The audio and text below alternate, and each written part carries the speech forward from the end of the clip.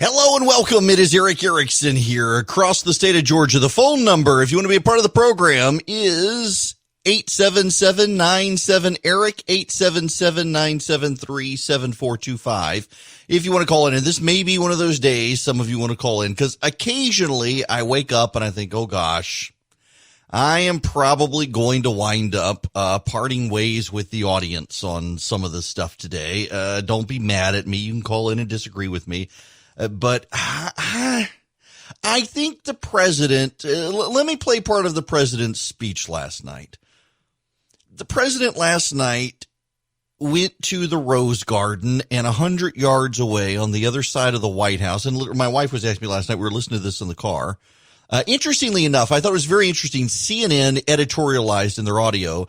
They gave the president's speech, and they also ran the audio of the people being chased out of Lafayette Park on the other side, where the tear gas canisters and stuff was being fired. You couldn't actually hear that stuff in the Rose Garden, so they layered the audio to make it sound like you could, which was editorializing by CNN. But the president went to the Rose Garden. He was not going to. He wasn't going to speak. He finally decided to speak. I'm glad he spoke. And this is part of what he said. I am mobilizing all available federal resources, civilian and military, to stop the rioting and looting, to end the destruction and arson, and to protect the rights of law-abiding Americans, including your Second Amendment rights. I think had the president left it there, it was a good law and order speech.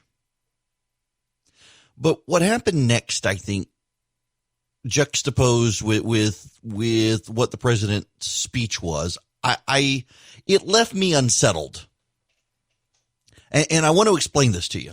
So St. John's Church is across the street from Lafayette Park. If you've ever been to the White House, there's a park on the north side of the White House. The north portico of the White House is not the famous one with the round balcony. It's the one standard traditional view of the White House from the back side. Really, it's the front side of the White House, technically, the north face of the White House. And then there's Lafayette Park. There's a statue of Lafayette in the middle. And then on the other side, there's the Hay Adams Hotel, and there is St. John's Church.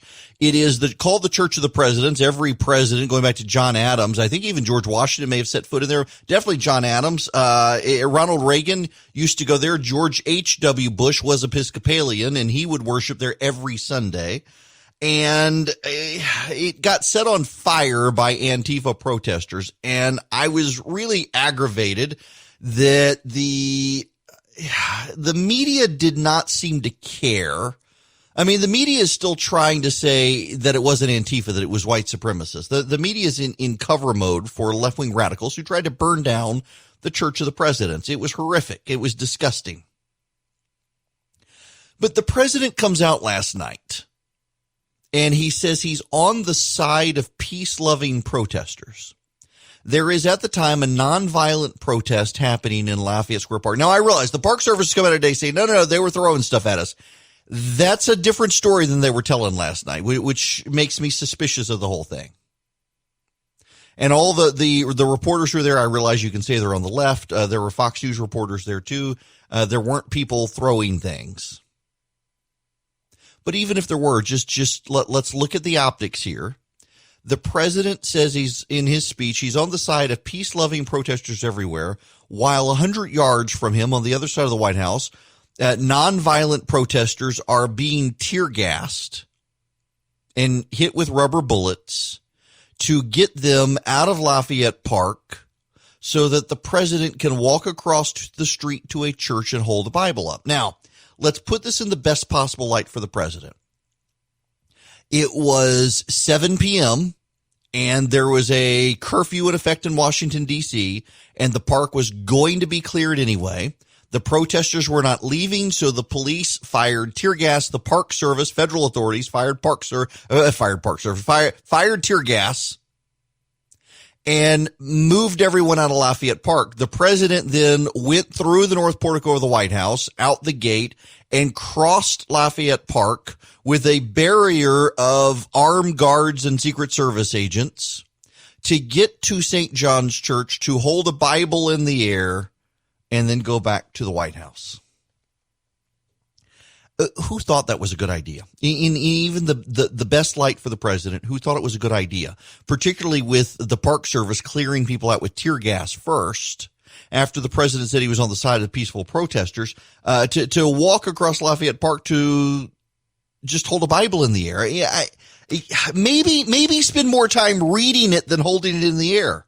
Listen, here's the problem. The president has his base. If you're listening right now, the odds are you're going to vote for the president in November. I'll vote for him. You'll vote for him. You may really like it. Some of you may not like it. Some of us will hold our nose and do it. We'll grin and bear it because we prefer his policies to the other guys, even if we wish so much was done differently. But he's already got those people. So the president has run a series of ads, and he's got a great tagline at the end of the ad. It's, you may not like him, but you like his policies. And that's so true. There are so many people, and the polling emphasizes this, that there are a lot of people out there who they don't particularly care for the president, but they do like his policies. The problem is that when it comes to the pandemic and when it comes to this sort of stuff, women and independent voters increasingly don't like his policies. And that's problematic. Using the Bible for a photo op at a church after having tear gas fired off at the nonviolent protesters to clear a path for him means the president is going to win the votes of voters who were already going to vote for him. If you liked, let me just lay this on the line for you. And again, you can call in and disagree. How many of you, genuinely, honestly, how many of you liked the president doing that, walking across the street, holding the Bible in the air? How many of you liked him doing that who were not going to vote for him prior to him doing it? How many of you were like, yeah, I don't really care for oh my gosh, he just fired tear gas and walked across the street to the church and held the Bible in there. I'm voting for that guy now. Do you get my point here? It's what does this do to expand his base? No, I got to tell you, in normal times, I would think that what the president did last night would be the beginning of the end of his presidency. But I actually think he's going to get reelected. The optical contrast between saying he was for the peaceful protesters while they're getting tear gassed and then walking across the street to hold a Bible in the air, in normal times, it would have done lasting damage. And by normal times, let's take the Rodney King riots. Let's take the Ferguson riots. Let's do things like that, where the story could breathe a little bit. We're not in a nonstop daily change of news pace. In normal times, I think it would have done lasting damage. I actually think that the issue that is going to galvanize voters in the polls in November has not yet happened yet. It may be an alien invasion in July. There are apparently mutant ticks spreading through Russia now. It could be the murder-raping seagull pandemic of October. Whatever the voters decide is going to make them be for or against Trump hasn't happened yet, which is amazing. I mean, somebody said yesterday that 2020, it feels like a season, not a season finale, but a series finale. It does. By the way, there's a story today that we are in the next great extinction event. Yeah, I kid you not. But the president already has his base. If you liked the president before yesterday, you may have liked him even more yesterday after he held that Bible in the air. Using the Bible for that photo op added no votes to the president's coalition. I'm not sure what the strategy was in doing that. I'm not sure who he was listening to. Because the speech in and of itself, I think the speech was okay. He wants to be the law and order president, He gave a speech saying, I am the law and order president. He is going to crack down on this, but the optics of yesterday were really, really off. I mean, the man who's not a dictator and has no power to actually use the military to quell riots in this country unless governors ask him to, took a dictator-like walk surrounded by his guards to a church and said he had the power to use the military in ways he actually doesn't. Don Lemon had a complete meltdown on CNN last night. I mean, the dude was nearly in the fetal position, sucking his thumb, crying over what the president did. I mean, all these people said, the president's it. We're on the verge of dictatorship. No, we're not. This president is not a dictator, and the proof of it is in November he will be on the ballot. and you can vote for or against him and remove him from office. And the odds are growing on a daily basis that they can't come up with a concrete plan that the voters are going to remove him from office. And we should be realistic about this and why I think that. Now, listen, a lot can change between now and November. He's not on the ballot until then. But what's the strategy here? It seems like the strategy is almost to have no strategy, to just kind of pivot on a daily basis. And the day-to-day winging it, I think, works against someone like Hillary Clinton, who was more unpopular than Donald Trump, but probably can't work on Joe Biden. Now, again, feel free to disagree with me if you want. You're allowed to disagree. But if I could make a suggestion to the White House, keep the strong law and order tone. I think it works. I think the speech, I would quibble with it, but I think for him, the way he delivered it, it worked.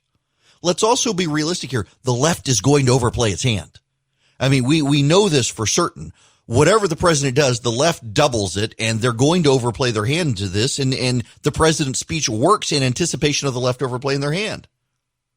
But if you're going to be the law and order guy, be the reformer too. See, the president of the United States is running against a man named Joe Biden who led a criminal justice crackdown in this country, arguing that we were going to round up everyone, including jaywalkers, and throw them behind bars or under the jail. Many of the young black men and now old black men who are in jail right now are in jail thanks to legislation passed by then Senator Joe Biden. And Joe Biden was vice president of the United States for 8 years and did not do criminal justice reform, did not advocate criminal justice reform. And his president, the first black president of the United States, didn't do it either. And here came Donald Trump disrupting everything, including criminal justice, and signed a great piece of criminal justice liberalization reform package. And a lot of these people who went to jail because of Joe Biden got out of jail because of Donald Trump. He is the great disruptor. But we are disrupted. Everyone is disrupted right now. And people want calm. So the disruptor needs to become the builder and build something better than that which he disrupted. We don't need the Donald Trump of "you're fired" fame. We need the Donald Trump of rebuild the Wallman ice rink for less and under budget. I mean, we got 25% unemployment right now. Everybody's been fired. We don't need the "you're fired" guy. We need the ice rink guy, the guy who rebuilt the ice rink in Central Park under budget, ahead of schedule, and got people back there ice skating. That's the Donald Trump we need. And that Donald Trump wins in November. My buddy Chris texted me yesterday. He said, this sounds so much like Rehoboam in 1 Kings 12. His call with the governor yesterday didn't go well. He basically blasted the governors for not being tough enough, not shutting down things. My friend Chris was telling me that this sounds very much like Rehoboam. If you're familiar with the story, in after Solomon dies, Rehoboam, his son, becomes the heir. The tribes of Israel get together with him and say, look, that your father made our yoke heavy. Now, therefore, lighten the hard service of your father and his heavy yoke on us, and we will serve you. And Rehoboam told him to go away for 3 days, and he asked the old men what they should do. And the old men said, your father really did treat them badly. Lighten the load, and they will serve you loyally. And then Rehoboam asked the young men, and the young men said, don't lighten their load, make it even harder and punish them. Your father punished them with whips, you punish them with scorpions. And Rehoboam took the advice of the young guys. And when Israel came back, Rehoboam said, I'm going to punish you with scorpions where my father punished you with whips. I'm going to tax you even more. And what happened? Israel said, well, screw you, guy. And they went up and started a new kingdom. And the divided kingdom lasted until Israel fell. I'm afraid that Donald Trump is listening to his young advisors, the island of misfit toys, the guys who were never successful in politics and hitched their wagon to Donald Trump early. And in hitching their wagon to Donald Trump, he's listened to them. They've been the loyal ones, and he's not listening to the old guard GOP. He's suspicious of them. They're suspicious of him. Neither of them like each other, but I don't know that listening to the one instead of the other is going to get him very far. Giving that speech last night, while tear gas was raining down on the protesters behind the White House, and then walking over to that church just to hold a Bible in the air, that added nothing to his coalition and made some of the people, and I know some of them, who they're willing to hold their nose and vote for him, but it made them squeamish. And you can hate him, and you could say, well, they're not true MAGA heads, and they were never going to vote for it. But he only won by 70,000 votes in Pennsylvania, Michigan, and Wisconsin. I don't want Joe Biden's judicial picks. I don't want Joe Biden to replace Ruth Bader Ginsburg. I want Donald Trump to do that. I don't want Joe Biden's tax policy. I want Donald Trump's tax policy. I don't want Joe Biden's foreign policy. I want Donald Trump's foreign policy. But I'm worried if he keeps going down this path with a strategyless strategy, listening to the young guys who are just trying to win the news cycle as opposed to win the election, that it's going to end badly for all of us. And that's really, really, really a problem. Neil Augenstein is a reporter for WTOP, the news radio station in Washington, D.C. It's all news all the time. Let me read you this Twitter thread he's put up. U.S. Park Police explaining its decision-making in clearing Lafayette Square at least 20 minutes before D.C. 7 p.m. curfew on night 4 of the protests. A source says tear gas was never used. Instead, smoke canisters were deployed, which don't have an uncomfortable irritant in them. And the source says Park Police didn't know President Trump would be walking across the park several minutes later. Park Police say the reason the crowd was dispersed with smoke canisters is that at that moment, officers were being pelted with water bottles. Another factor was that the protesters had climbed on top of the structure at the north end of Lafayette Square that had been burned the day before. Obviously, this is the Park Police side of the story. I'll be checking with WTOP reporters who were on the scene last night to plug in what they observed with the Park Police are telling me. Park Police will be releasing a statement later today. Obviously, folks in the White House will be asked today about the president's walk across Lafayette Square to St. John's Episcopal Church. But my Park Police source says the agency made its decision to use smoke canisters at that moment because of what was being thrown at the officers, not because President Trump planned to make an unannounced walk to the park. Park Police will be releasing a statement later today. We will keep asking questions. In theory, it's possible another agency used tear gas in addition to Park Police using smoke canisters, but my source on the scene got a dose of smoke but didn't feel the irritants of tear gas. Clearly, the phrase tear gas has been used widely in the reporting. So no tear gas, just smoke canisters. And according to the Park Police, they're doing it 20 minutes before 7 p.m. because of curfew. Okay, perfect. Still terrible optics for the president to then, at the end of his speech, say, now I'm going to go visit a very special place and use an army of security agents to form a barricade with the crowd so he can walk to the hotel, to the church to hold up the Bible. This also does show you in the heat of the moment how much the media does get wrong. So, okay, no tear gas. No tear gas. Okay. But the optics, y'all, I mean, we live in a shallow society of stupid people. You do have to worry about the optics of this sort of stuff.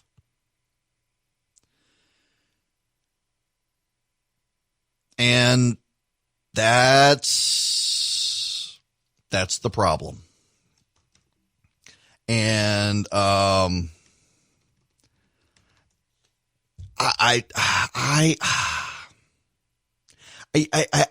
don't know who I don't know who thought that was a good idea at the White House. I don't know. It's strategyless, and that's part of the problem. So when I don't have time to go into this entire dissertation here with you, but when you make a campaign, you outline a strategy. And what is your strategy? Your strategy is what is the flow through the calendar to get you to election day and win? And what are the tactics you deploy to bring that strategy to fruition?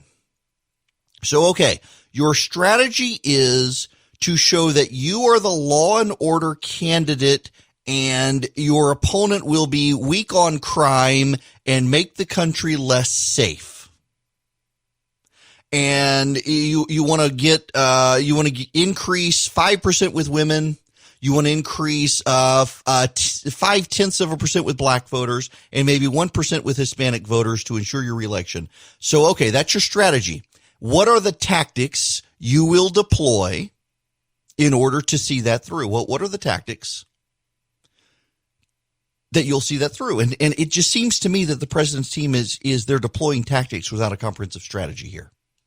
And like last night, they should have thought, wait a second, the optics of this, we had nothing to do with this, but the optics are bad. We can't now have him walk across the street. There's no flexibility in their deployment of the tactics either. Something's got to change. But something's got to change with the media as well. I do want to encourage you guys. Feel free to disagree if you want. 877-973-7425. And I'm willing to have you disagree with me. Now, there's other news out there. The George Floyd autopsy suggests homicide. Now, there are two autopsies, and this is somewhat confusing. There was an official autopsy that suggested initially that George Floyd, the cause of his death was not the officer having his knee on his neck for 9 minutes, that there were underlying conditions that caused him to die. And then an independent autopsy came out, and the independent autopsy came out yesterday saying that cause of death was asphyxiation. And then the official medical examiner came out and when they certified the results, ruled homicide. So what's going on here? Well, the official examiner had to drag things out, essentially had to put, so not that most of your lawyers, I realize, but there's a chain of custody in evidence. So for example, let's say my iPhone is used in a crime. What the police and what the lawyers want to establish is that it was my iPhone. I lost control of it, I believe, at a Target. It was picked up by someone. It was then hurled at someone else, and it was found down the street from the Target. They want to follow that chain of custody of who had it, to make sure it's not me, to make sure it's someone else. You want to follow the chain of custody. You want to follow with George Floyd in his official autopsy. The police put his knee on the man's neck for 9 minutes. George Floyd said he couldn't breathe, but for 9 minutes he was still able to breathe. He's put into an ambulance. He goes into cardiac arrest. He has underlying heart and lung conditions, pulmonary conditions, and he dies en route to the hospital, is revived, and then dies again. His immediate cause of death is not from the knee being placed on his neck. It is from his pulmonary and heart condition, pulmonary coronary condition. But what the independent medical examiner says is that he was deprived of enough oxygen for so long, and his blood oxygen level dipped enough that then led to the pulmonary cardiac distress, and that pulmonary cardiac distress is what did him in, but would not have happened but for that knee on his neck. This is very much like the debate over coronavirus. Yeah, I realize there's a COVID-19 angle here. With COVID-19, the number one cause of death for COVID-19 is actually cardiac problems. People have a heart attack because their body is starved of oxygen. It causes problems with their heart. They then get a surge of oxygen. Their heart picks up speed, but has been weakened, and they die. The number one cause of death for COVID-19 is cardiac, is heart attack. And so a lot of people are saying, well, they're overstating the number of deaths from COVID-19 because all these people are dying of heart attacks. Yes, but they would not have died of the heart attack but for COVID-19. In the same way, the George Floyd would not have died of a heart attack but for an officer cutting his oxygen supply for 9 minutes by having his knee on his neck. So that's why the official medical examiner came out last night and certified homicide as the cause of death, even though the same medical examiner had said it was a cardiac pulmonary problem, not asphyxiation. Because it wasn't asphyxiation. It was just the asphyxiation was not a complete asphyxiation, depriving him completely of oxygen, just enough to exacerbate an underlying pulmonary cardiac condition that ultimately killed him. I hope that makes sense. I realize I'm moving through it a little bit because there's other stuff I want to get to on here. The point is that, yes, the medical examiner who the family hired and the medical examiner for Minneapolis both attribute George Floyd's death to the cop having his knee on George Floyd's neck. This is important because there are a lot of people out there circulating the idea based on the original police report and medical examiner's report that the officer had nothing to do with George Floyd dying. And that is mythology. And we should all be willing to move on from that. The officer caused the problem. Now, in relating to this, we have the protests and we have the riots, and it's just this bizarre situation in New York City where the New York mayor and governor declared a curfew at 11 o'clock last night. I have never seen. So can we just let me pause here and go off on a tangent. Bill de Blasio is probably the most incompetent mayor in North America outside of the mayor of Minneapolis. Good gracious, the staggering contrast between, say, a Keisha Lance Bottoms and a Bill de Blasio. I mean, no comparison. The man is utterly incompetent. I've never seen a man so willfully intent on destroying the city as Bill de Blasio has as mayor of New York. He's just recklessly incompetent. Now, along the way, the president wants to deploy the Insurrection Act of 1807. It's actually kind of funny to hear members of the media say that, oh, well, this law's so old it must be unconstitutional. Now, these are the people who always come out with, well, what's the stupid act that was passed in the 1790s? So there's the law out there that says a private citizen cannot negotiate on behalf of the United States or represent themselves as negotiating on behalf of the United States. It's illegal. And every single year, some politician goes abroad and makes statements to a foreign power and prosecute him. That law is unconstitutional. It has never been enforced. Never has it been enforced. And yet every year the media raises it as if it's some sort of big issue. It's not. It's never, ever been enforced. Now, the Insurrection Act of 1807 has been used by the federal government on multiple occasions, including in 1992 after the Rodney King riots. In 1992, after the Rodney King riots, the mayor of Los Angeles asked George H.W. Bush to send in the National Guard under the Insurrection Act. And so he did. The act has been used. And the media is like, well, we can't do that. No, here's the thing. The president can use the Insurrection Act, but there's a caveat to it. The president is not allowed to use the Insurrection Act unless requested by a governor who certifies that that governor has used all available state resources and still does not have enough resources to quell the rioting or the insurrection. So the president cannot, contrary to what he says, again, here's what the president said in the Rose Garden yesterday. I am mobilizing all available federal resources, civilian and military, to stop the rioting and looting, to end the destruction and arson, and to protect the rights of law-abiding Americans, including your Second Amendment rights. And one more from the president to set the context here. My fellow Americans, my first and highest duty as president is to defend our great country and the American people. I swore an oath to uphold the laws of our nation, and that is exactly what I will do. All Americans were rightly sickened and revolted by the brutal death of George Floyd. My administration is fully committed that for George and his family, justice will be served. He will not have died in vain. But we cannot allow the righteous cries and peaceful protesters to be drowned out by an angry mob. The biggest victims of the rioting are peace-loving citizens in our poorest communities. And as their president, I will fight to keep them safe. I will fight to protect you.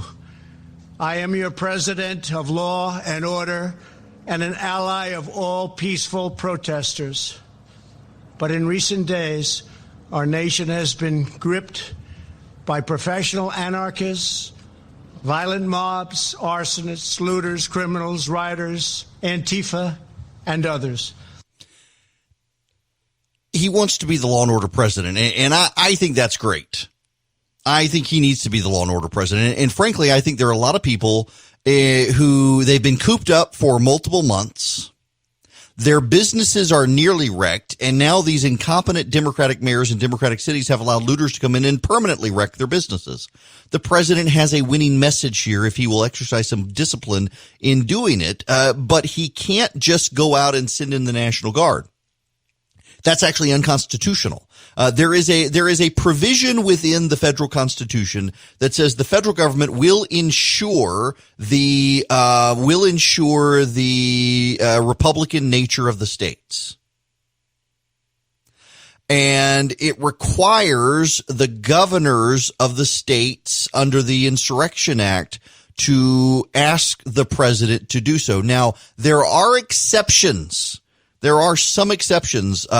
There have been times where the president took command of the National Guard under this clause of the Constitution when state governors and others, for example, during the Civil Rights era, when state governors, they weren't going to allow the president. In fact, they were using the National Guard to disrupt access to schools and stop enforcement of Supreme Court decisions during desegregation. It has to be done very carefully. There are ways to do it. The problem for the president yesterday is that his staff was citing the Insurrection Act as the methodology by which he would deploy the police.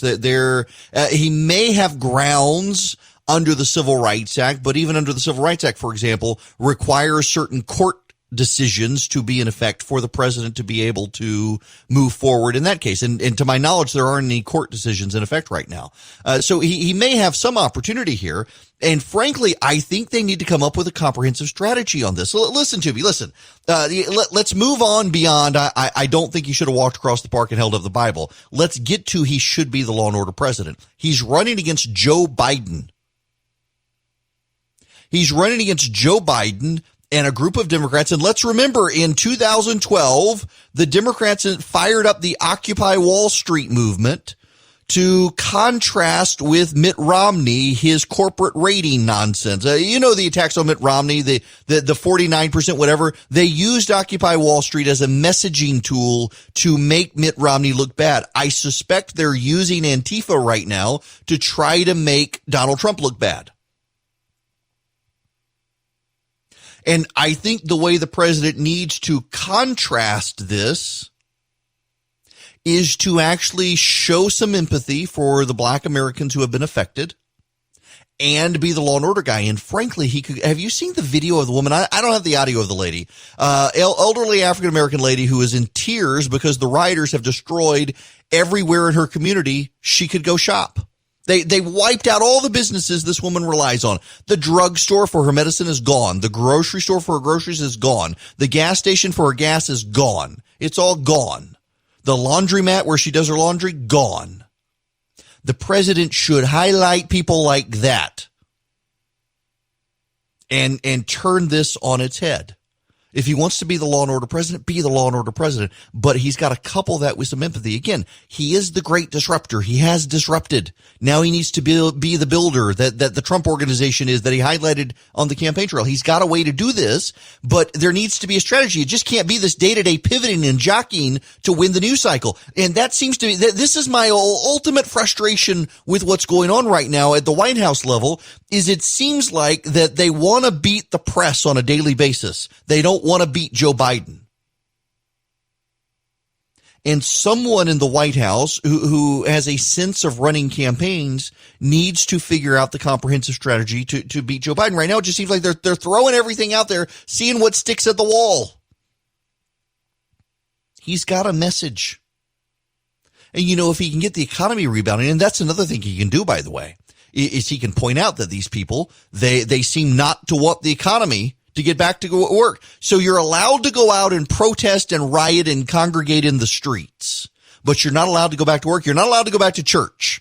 You're not allowed to go back to work. You're not allowed to go back to a music venue, but you can go out and burn businesses down. There's a message for the president in there. There's a message for the president there that goes to an overall strategy. But I don't know that they have the overall strategy. And yeah, if I sound frustrated, I am, because I don't want Joe Biden to be president.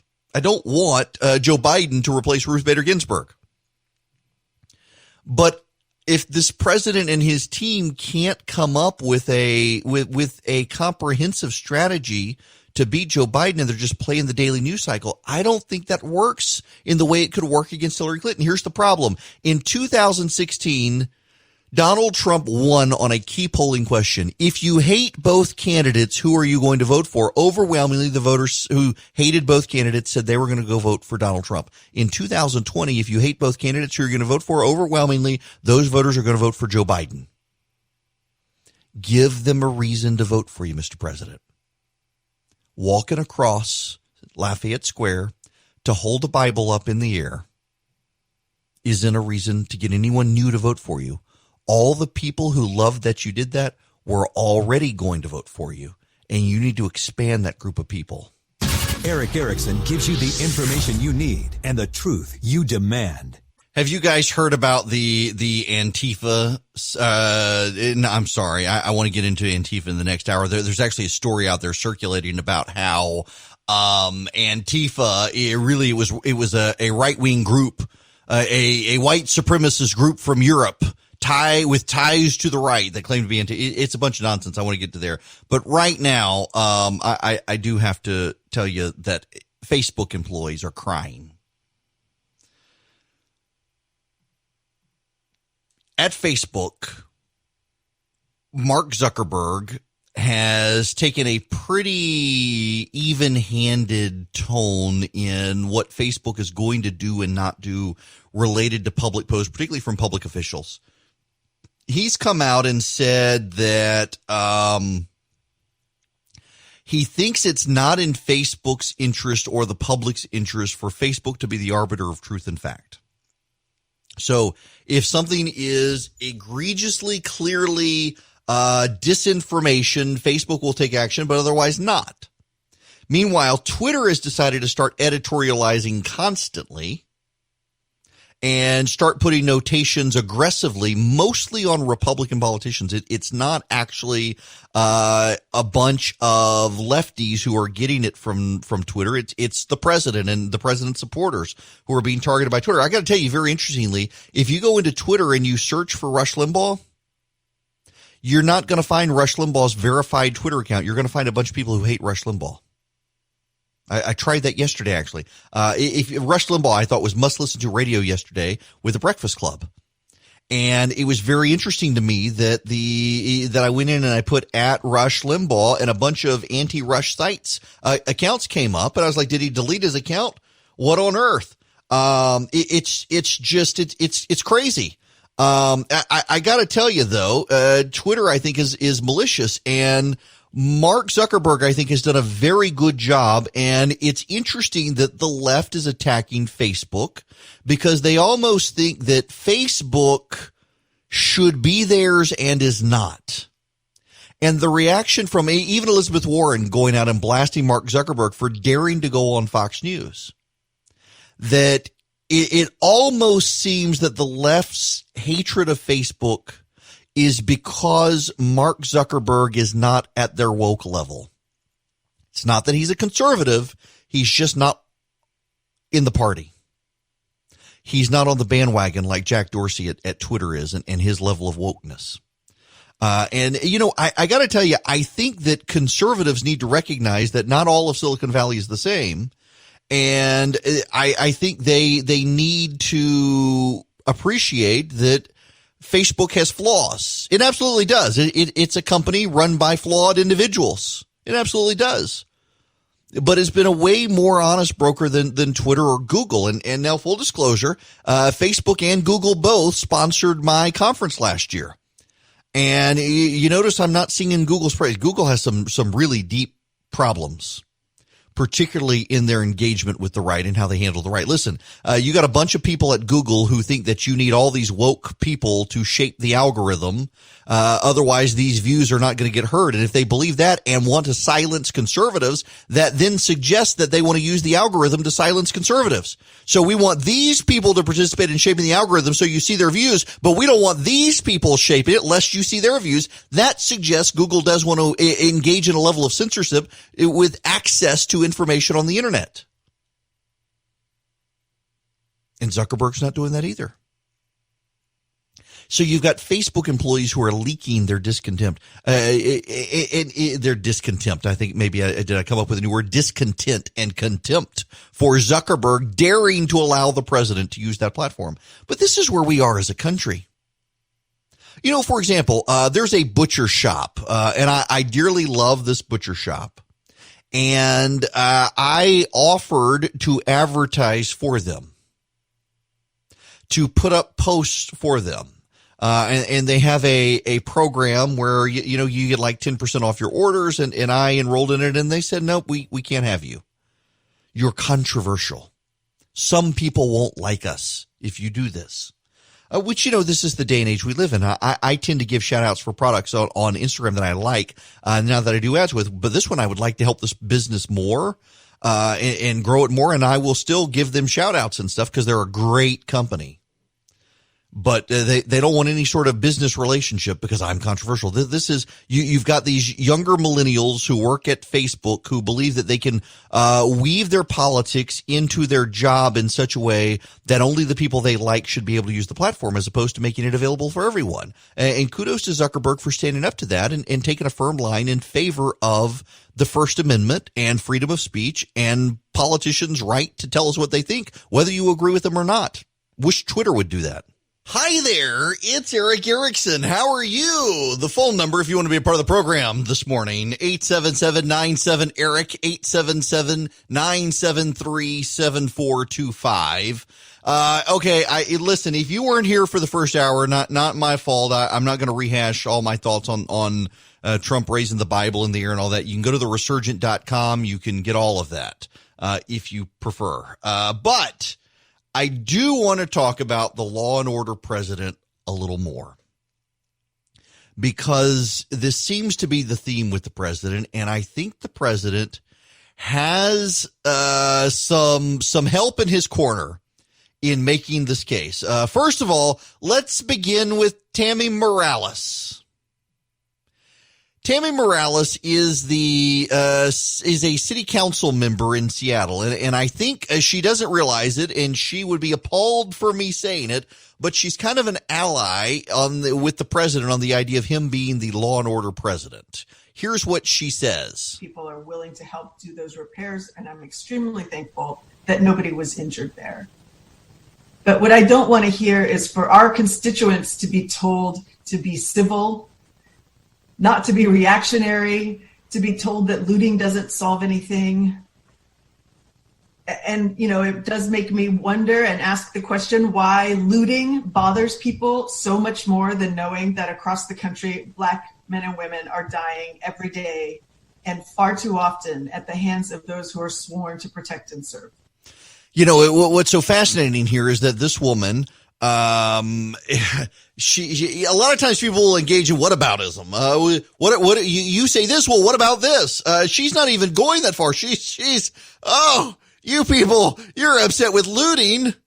What about this? But it's a different whataboutism. It's not even a morally equating the things. It is the property and the vandalism and the destruction of businesses and lives. Let's be real honest here. When you go into someone's restaurant or their store and you destroy it, and it is their small business and they've plowed their heart into it, their life savings into it, you've destroyed their life. You haven't killed them, but you've destroyed their life.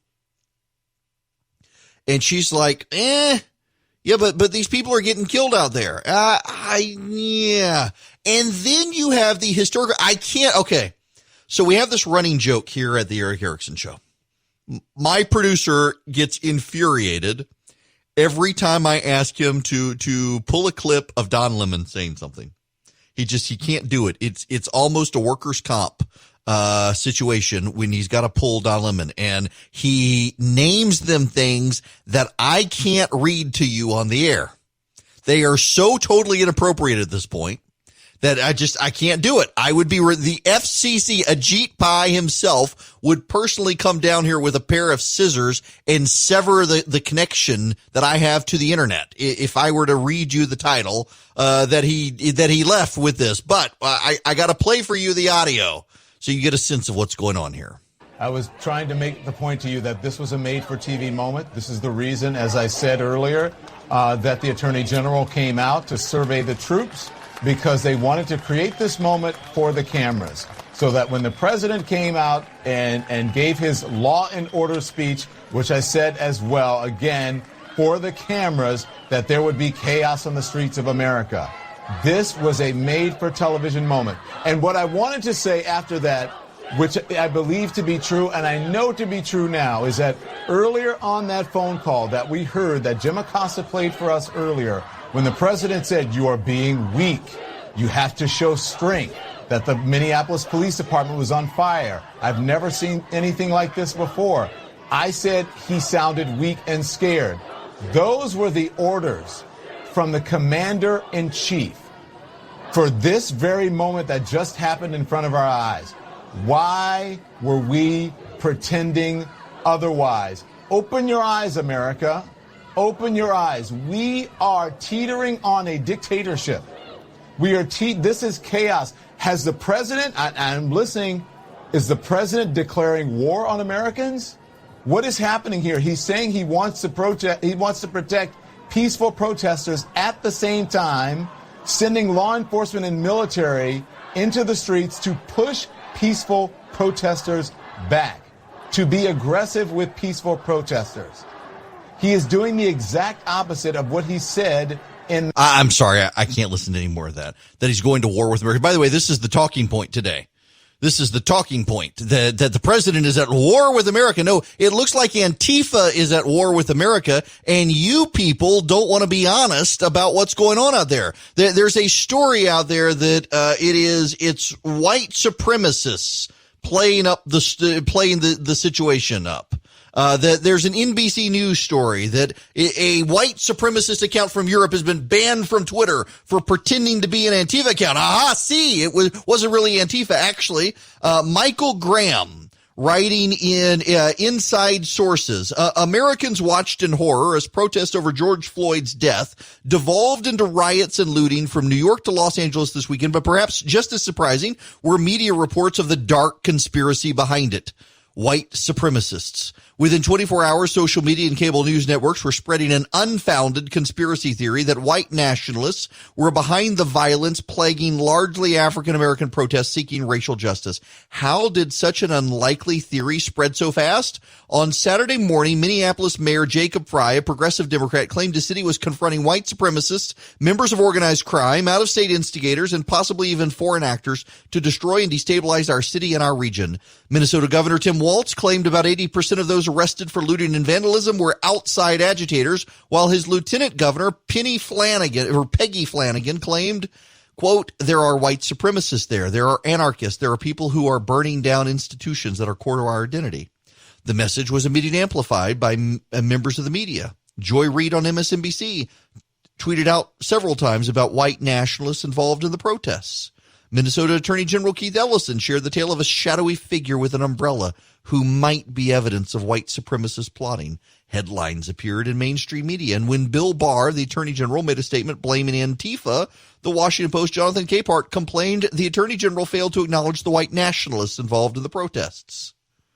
Less than 24 hours later, Minnesota officials walked back their claims about large numbers of outsiders spreading chaos after records revealed the vast majority of those charged were, in fact, Minnesota residents. NBC News reported there's little evidence of these claims of outside agitators. According to University of Miami political scientist and conspiracy theory expert Joseph Usinski, we shouldn't be surprised looking for conspiracies as part of our political character these days. And the evidence continues to compound that Antifa is involved in this. The arrests continue to show that the young white millennial Antifa members are the ones getting arrested, not white supremacists and skinheads. Now, John Podhoretz in the New York Post has a great column. Part of this is worth reading here. George Orwell's timeless admonition, "Some ideas are so stupid that only intellectuals believe them," has been given new life by the desperate efforts of pundit scholars and Twitter blue checks to defend the violence, looting, disorder, and general monstrousness that has overtaken American cities.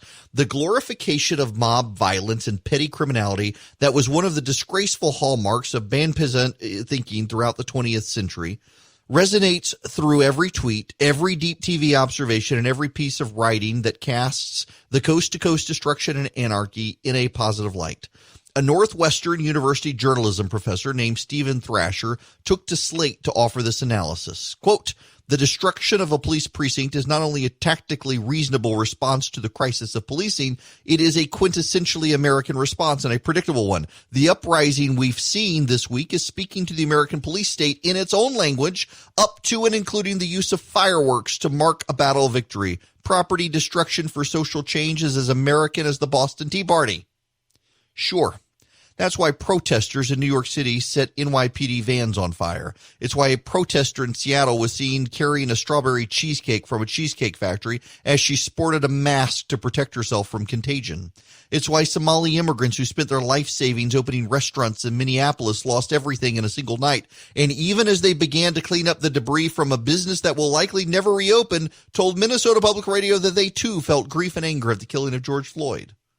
Thrasher's effort to turn an act of wanton arson and wholesale destruction into an episode of Schoolhouse Police State Rock follows directly in the path of Norman Mailer's groundbreaking 1957 essay, The White Negro, whose purpose was to infuse rank inner-city delinquency with social significance. According to Mailer, quote, it can, of course, be suggested that it takes little courage for two strong 18-year-old hoodlums, let us say, to beat the brains of a candy store keeper. Still, courage of a sort is necessary, for one murders not only a weak 50-year-old man, but an institution as well. One violates private property. One enters into a new relationship with the police and introduces a dangerous element into one's life. The hoodlum is therefore daring the unknown.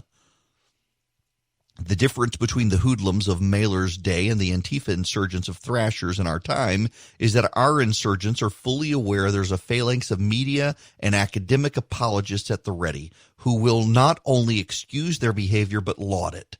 This both provides them internal psychological cover for the unleashing of the evils inside them and a vocabulary to explain away the evil they release.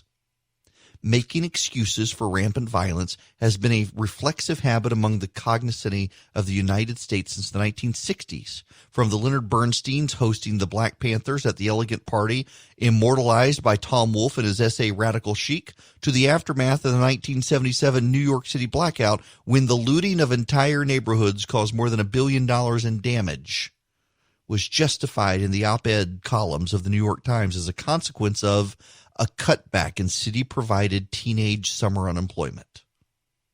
Ideological partisans of all stripes face this temptation every day.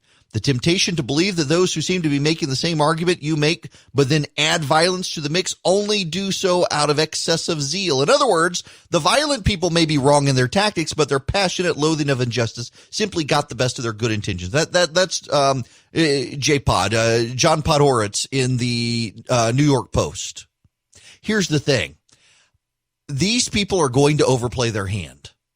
They are fundamentally going to overplay their hand. That's why in normal times, the president, and let's give the president every benefit of the doubt about last night. Give him every benefit of the doubt. He did not know the park police were going to clear Lafayette Park. He did not know they were going to use smoke canisters. He did not know it was going to be advertised as tear gas. He did not know they were going to use rubber bullets. He did not know any of that.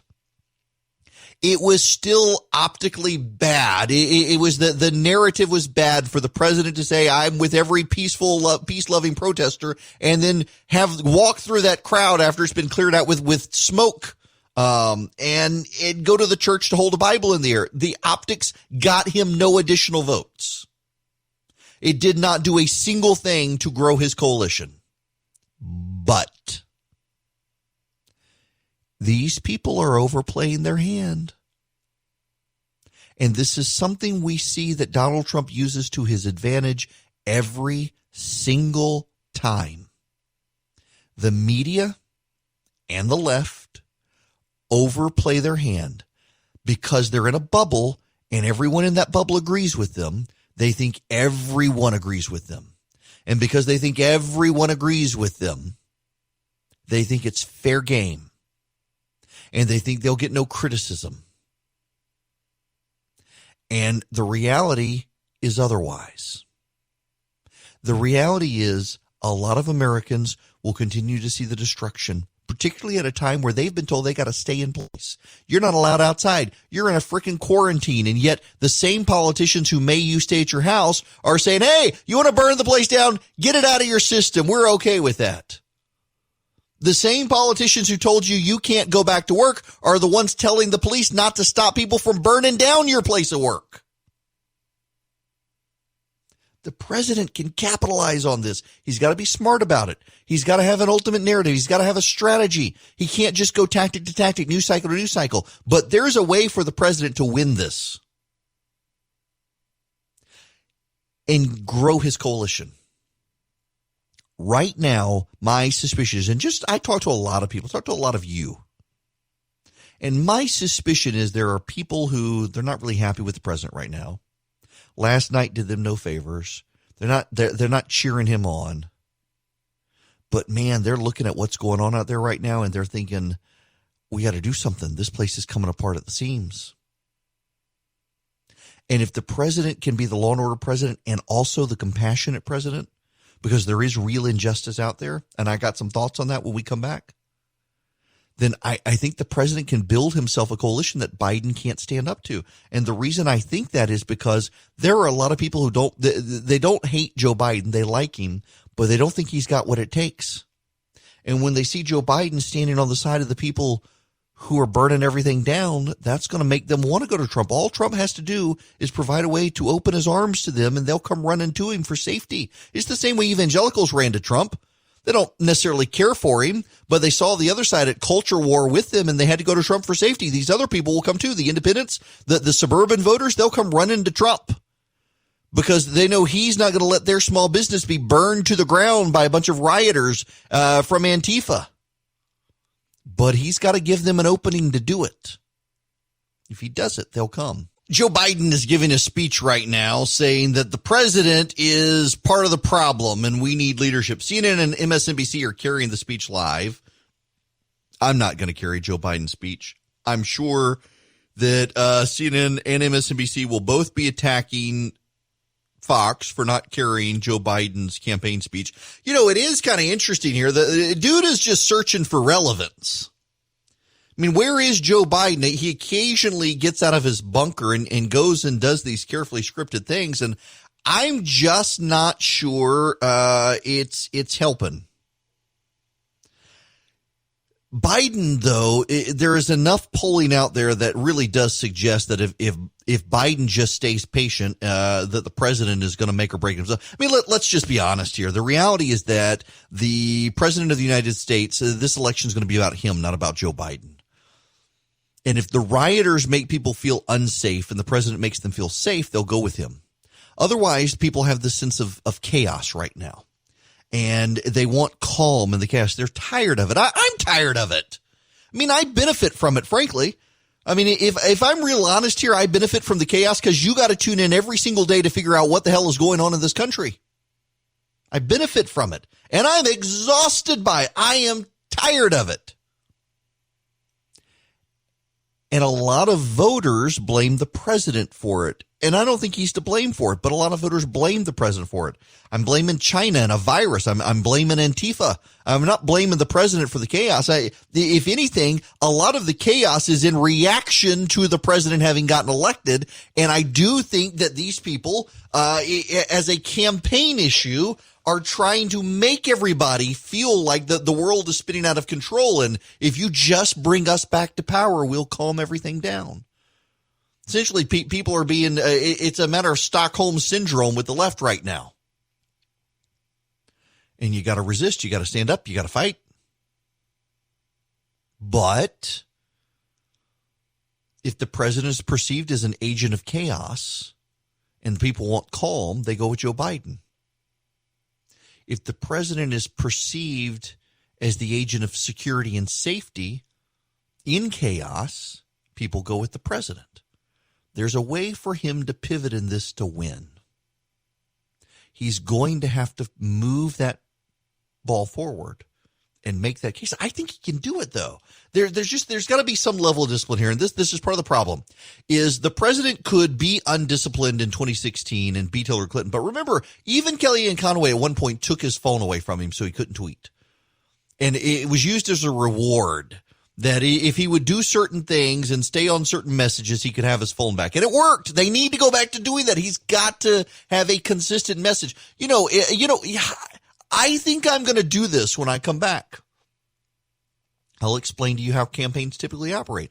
Whether it's a presidential campaign or a congressional campaign or a Senate campaign or a state house or a state senate or a gubernatorial or a city council or a county commission, campaigns fundamentally all work the same way.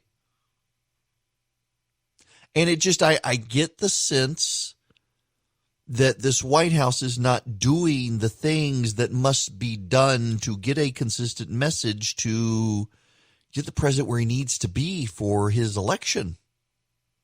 At least that's my thinking. And we'll see. But there's a way forward for the president. And right now, I think Joe Biden has an easier path. But Joe Biden's easy path is made easy by the president and his campaign's lack of a steady, systematic focus.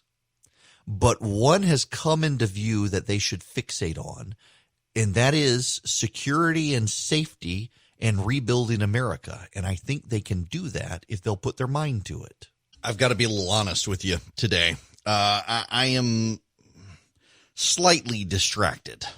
I'm a professional, but I'm a little bit distracted. My wife has lung cancer,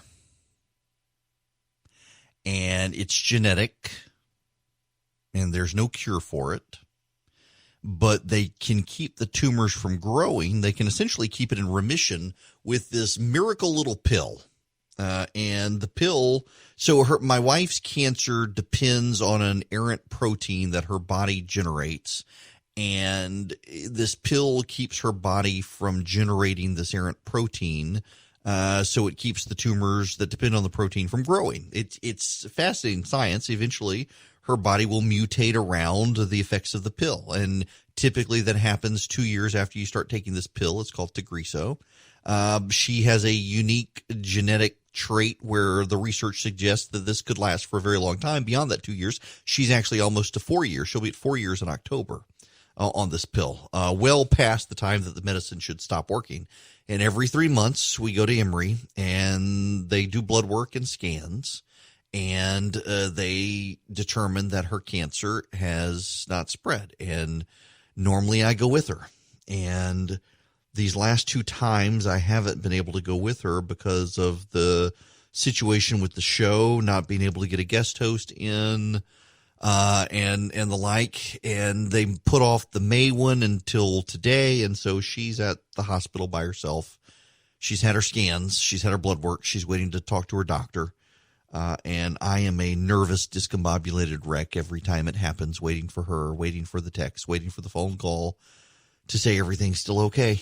Or not, and we assume okay. So it's kind of just as a random aside. She gets these very weird side effects with the medicine she's on. 1 week she'll have insomnia. 1 week she'll not be able to wake up. 1 week she'll have pimples. And it's weird. And she's been having all the side effects. And as long as she's having all the side effects, we're thinking, well, thank goodness we know the medicine's still working. It's kind of funny, but the medicine, I hope, is still working, because we need it. But in any event, I'm sorry, I'm distracted. I know she's waiting to hear from her doctor, and so I'm waiting to hear from her. And life goes on around us. Joe Biden giving his speech, a strong speech by all accounts, a strong speech. That essentially the president is part of the problem and we need national healing. But how do you take on national healing when businesses are still smoking from the fires set by people? I don't know how you do that. And as a result, I want to go through some campaign 101 with you. How should the president, I keep saying he needs to have a consistent message. How do you do this? Well, before I do that, let me tell you the hour is sponsored by First Liberty Building and Loan in Noonan. If you need to get into the payroll protection program, Mitch McConnell is saying this morning they will be adding money to payroll protection as people continue to stay home. So please go to firstlibertyga.com. That is their that is their website, firstlibertyga.com. You click the Apply Now button, and you apply now. And you can fill out the application online, and then you can get your payroll in order and get it to First Liberty, and they will help you get into PPP. They can't guarantee it. No business can. No financial institution can. But they'll certainly help you try to get into PPP, and I thank them for their sponsorship. So what can the president do? I was a campaign strategist for a number of years. I've run congressional, I've run statewide, I've run local races in the past. And I don't really do it anymore. Occasionally I step in and help a friend who, in fact, a couple of years ago, I guess 2 years ago, helped a friend. He was running for an office, and his campaign manager was completely incompetent and essentially was making a lot of money off of him and not doing anything. And I had to step in and help clean things up, occasionally do it. I like to do stuff like that for friends. It's fun, keeps the skill set up. But what do you do with a campaign? Well, when you do a campaign, you typically you sit down and you try to draw contrast between you and the candidate. We know the contrast now. It's going to be the president versus Joe Biden. So what are the president's strengths? Well, incumbency is number one. Youth compared to Joe Biden, believe it or not, is a strength. What is another one? A law and order for the president at a time right now. He's very strong on law and order. What is another strength of the president? Money. He's got money. That's a strength. What are his weaknesses? Well, a large segment of the population doesn't like him. The president is not seen as very empathetic or sympathetic to people who are not in his coalition. What about Joe Biden? Well, Joe Biden's strengths are he was the vice president and a senator. He is tied to Barack Obama. He is not Donald Trump. What are his weaknesses? Well, he's old. He doesn't seem quite there. He is held hostage by the left. And right there, you can see some of the ways that you can turn some of the president's weaknesses into his strengths compared to Joe Biden, and turn some of Joe Biden's strengths into his weaknesses. So, for example, Joe Biden is tied to the left, and he's tied to Barack Obama. And the Obama administration did not do criminal justice reform, nor did they improve the lives of black Americans, even though it was the first black president of the United States.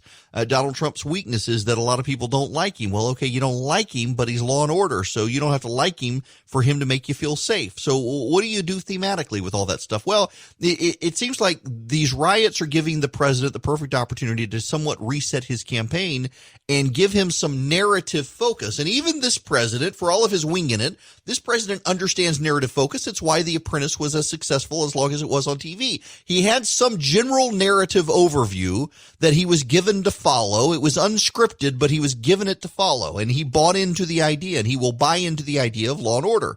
And so how do you arrange this? Well, you sit down with him and you say, Mr. President, you are going to win re-election by being the law and order president. You're going to win by being the guy who rebuilds the economy. And you are going to win by adding to your coalition people who are scared and do not feel safe and really want the economy to rebound. Now, how are you going to do that? That's your strategy. Your strategy is to grow your coalition based on people who feel unsafe or need work.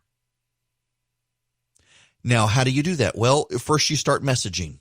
Joe Biden is being hijacked by the left. The left are the people who are rioting in the streets. So you need to have some tactics to expose that. First, you need to get out there and very aggressively point out that it is Antifa. This is why the media is so aggressively pushing back on the idea that it's white supremacists. They want to try to blame the president. You need to overwhelm them with the evidence that this is Antifa. So go out there and make the case that this is, as the president would say, Antifa. Go out there and do it. Go to the cities that have been looted and burned and stand in front of the small businesses and say these businesses, the employees and the owners were sheltered in place by the local government, unreasonably past flattening the curve. They still wouldn't let them out of their house. They still wouldn't let them come back to work. And then they stood around, the police did, and watched the building burn. and I'm going to make good on them, and we're going to put Americans back to work. What is the president's message then? Well, the president's message is very simple. I'm Donald Trump. You may not like me, but I'm going to keep you safe and get you back to work, period. And that is his message everywhere he goes. Mr. President, what are you going to do about China? Well, you know what? The Chinese may not like me and you may not like me, but I'm going to keep Americans safe and I'm going to get them back to work. And if that means I got to fight China, I got to fight China. If that means I got to fight you, I got to fight you. Mr. President, what are you going to do with this hurricane? Well, I'm going to keep the American people safe and I'm going to get them back to work. And if the hurricane comes in and destroys businesses, we're going to have FEMA on the ground and they're going to get these businesses back open as quickly as possible. Mr. President, what's your plan to get American kids back to school in the fall? Well, you may not like it. You may not like me, but I'm going to keep Americans safe and I'm going to get them back to work. And part of getting them back to work is getting their kids back to school. And we're going to get kids back to school while keeping them as safe as we can. Mr. President, what's your strategy on infrastructure? Well, we got to get people safe and we got to get them back to work. And we can't get them back to work if their roads and bridges are crumbling. We're going to fix that too. Mr. President, what's your issue on the national debt and the deficit? Well, we got to keep Americans safe and we got to get them back to work. And right now, we got to deal with the debt and the deficit, but it's more important that we spend what we need to spend to keep these businesses going so people can get back to work, and then we'll deal with the problem once we've kept everyone safe and put them back to work. And there's your message for the president. We're going to keep him safe. We're going to get him back to work. Period. The end. Every single time the president talks, we're going to keep people safe and we're going to get them back to work. And now what does that do on the other side? Well, remember, the American left is in a bubble of Antifa and leftists who don't want you to go back to work because they don't want the economy to rebound. So they're going to, in some way, have to work hard to make sure that you stay home. They're going to have to work hard to keep shelter in place. And they're going to have to work hard to prevent an economic rebound. And they're not going to be able to distance themselves from Antifa. Because if they do, what happens is the president says, look, even these people recognize we got to keep people safe and put people back to work. They agree with me. And they're not going to want to. Now, I'm being somewhat facetious on this part. Don't misunderstand me. But there is an element of the Democratic Party right now that was on the record even before shelter in place that something had to be done to take the economy down a notch, because as long as people were feeling good, they were going to leave Donald Trump in place. So with the president's message of I'm going to keep you safe and I'm going to put you back to work, then suddenly he has a great contrast. Oh, look, these Democrats want you to stay sheltering in place because they don't want you to go back to work. Oh, look, these Democrats, they're not condemning the violence and the riots because they don't want you to feel safe. Oh, look, these people aren't taking a strong position on law and order because they don't want you to go back to work and they don't want you to feel safe. Oh, look at what the Democrats are doing. And every single thing can be juxtaposed to that. It is a message the president can use. And it's what he needs to use if he wants to get reelected, instead of this day-to-day trying to own the news cycle. If you're going to try to own the news cycle, own it with a consistent message. I'm going to keep you safe, and I'm going to put you back to work. You own the news cycle that day. I want to play for you this is going viral on the left and the right. It's Tucker Carlson railing on Jared Kushner and Donald Trump and the advice the president is getting. Listen to this. Some key advisors around the president don't seem to understand this or the gravity of the moment. No matter what happens, they'll tell you, our voters aren't going anywhere. The trailer parks are rock solid. What choice do they have? They've got to vote for us. Jared Kushner, for one, has made that point out loud. No one has more contempt for Donald Trump's voters than Jared Kushner does, and no one expresses it more frequently. In 2016, Donald Trump ran as a law and order candidate because he meant it, and his views remain fundamentally unchanged today. But the president's famously sharp instincts, the ones that won him the presidency almost 4 years ago, have been since subverted at every level by Jared Kushner. This is true on immigration, on foreign policy, and especially on law enforcement. As crime in this country continues to rise, Jared Kushner has led a highly aggressive effort to let more criminals out of prison and back onto the streets. This is reckless. At this moment in time, it's insane. It continues to happen. The president seems to sense this. At times, he seems aware he's being led in the wrong direction. He often derides Kushner as a liberal, and that's correct. Kushner is. But Kushner has convinced the president that throwing open the prisons is the key to winning African-American votes in the fall, and that those votes are essential to his reelection. Several times over the past few days, the president has signaled that he would very much like to crack down on rioters. That is his instinct. If you've watched him, you believe it. But every time he has been talked out of it by Jared Kushner and by aides that Kushner has hired and controls. Kushner's assumption, apparently, is that African-American voters like looting. That is wrong. Normal Americans of all colors hate looting. Obviously. Why wouldn't they hate looting? They're decent people. Yeah, you know, every time I hear a story about Jared Kushner, it's not a flattering story from conservatives. Every time I hear a story about Kushner from conservatives who interact with him, they always feel like he's giving them lip service and platitude. And it's I think, interesting that Tucker Carlson decides to go straight there because he knows the president watches the show. The president watches Tucker Carlson on a regular basis.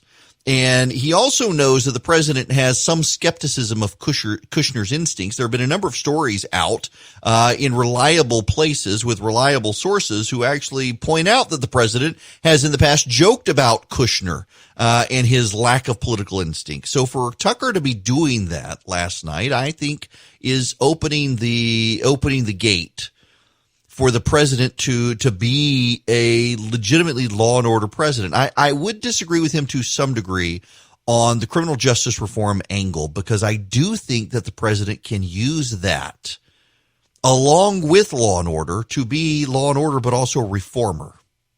And he can expand his coalition by doing so. I still think if the president got half a percentage point, just half a percentage point more of black voters, he grows his coalition and he can afford to lose some of the suburban white moderates who just they like his policies, but they don't like his tone and they'll vote against him because of his tone. He could potentially do that. But if he's going to be the law and order president, make it consistent. This can't be an abandoned theme. It's got to be something that goes all the way through the election. All right, I got to tell you, I find it somewhat funny to see everybody rushing out now from the media after several days of essentially celebrating protests to suddenly say, oh my gosh, COVID-19.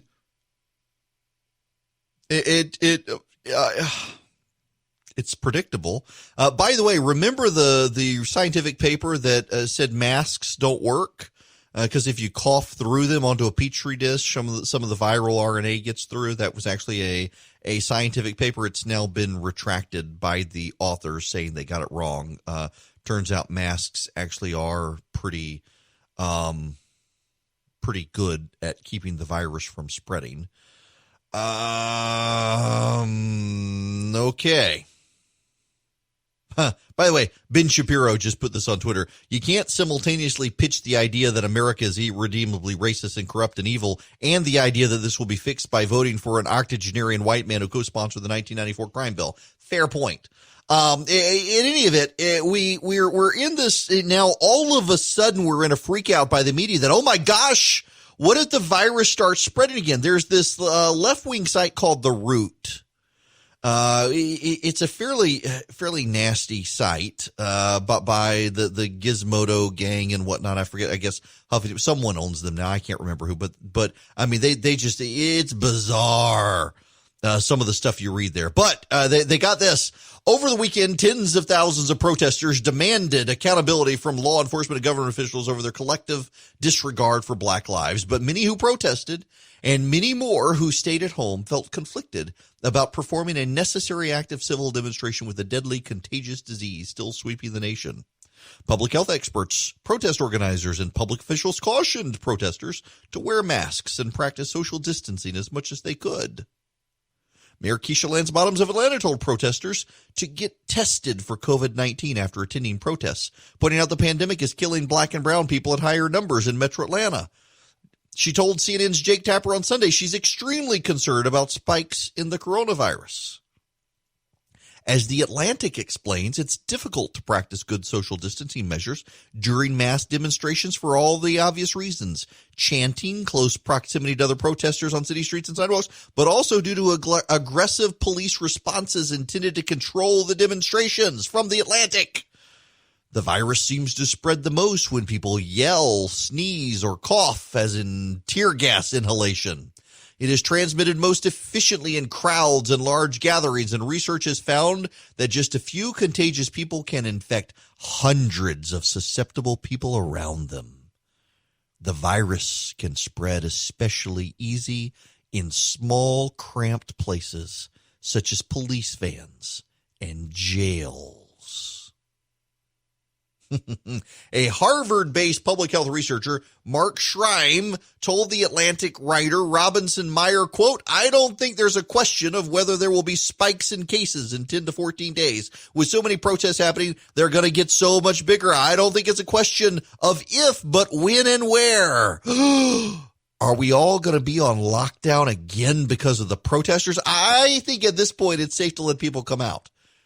I mean, to tell people you can't come out and go back to work, but we're going to allow people to burn down your business is a bit absurd.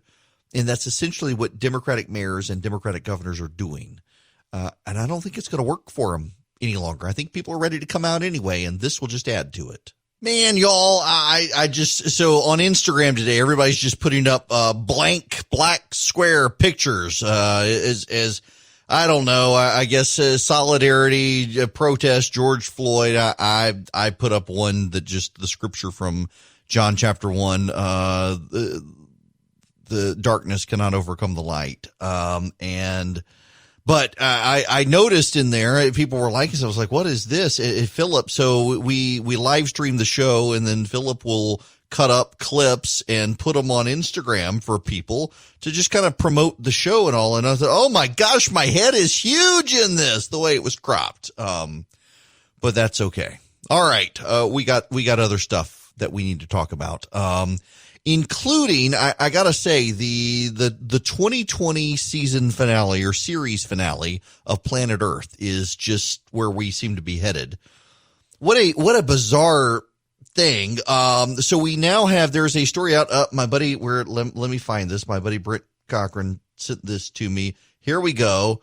We went from a global pandemic to murder hornets to now the Daily Mail has this story, headline, "Invasion of mutant blood-sucking ticks hits Russia, with hospitals running out of vaccines to treat bite victims." The mutant tick is said to combine the worst qualities of two common types of Russian tick. The discovery comes amid swarms of ticks said to be caused by warmer weather in one region of Siberia. Reports say there are 428 times more ticks than usual. Concerns raised over hospitals running out of vaccines to treat bite victims. A new mutant blood-sucking tick has been discovered in Russia amid a surge of tick bite victims, according to official government papers. In one region of Siberia, there is this massive uptick. The swarm has also sparked growing fears of hospitals of the sparsely populated Siberia running out of vaccines and medications for the types of diseases which ticks can inflict on the humans they bite. These include encephalitis, an inflammation of the brain, which is estimated to have killed more than 150,000 in 2015, and more debilitating if untreated Lyme disease. The scale of the swarm has left some hospitals already stretched with rising numbers of coronavirus deaths and infections without vaccines and medications. In the Krasnoyarsk region in central Russia, medics report 8,215 tick bite cases, including 2,125 involving children. The suburbs of Krasnoyarsk are infested with 214 ticks per square kilometer, compared with a safe figure of 0.5. Almost 2% carry tick-borne viral encephalitis, which can lead to permanent brain damage, with a third capable of passing on tick-borne borreliosis or Lyme disease, attacking the joints, heart, and nervous system.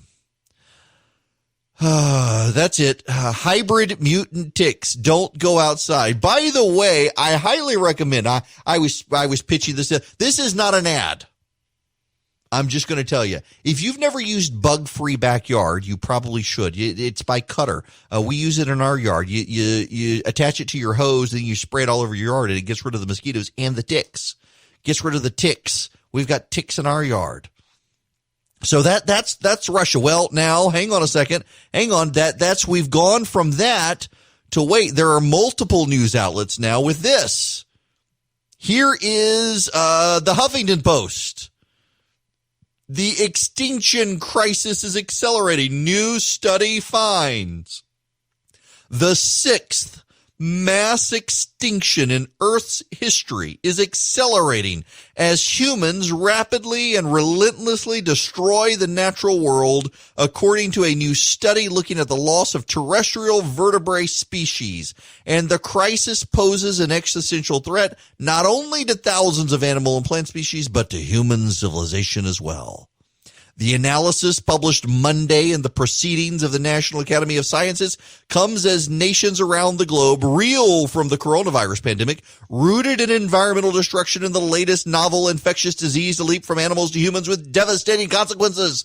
Researchers examined data on more than 29,000 species of amphibians, birds, mammals, and reptiles, and found that more than 500 of them, 1.7%, are on the brink of extinction, with populations of fewer than 1,000 individuals. More than half of those species have populations below 250, they found.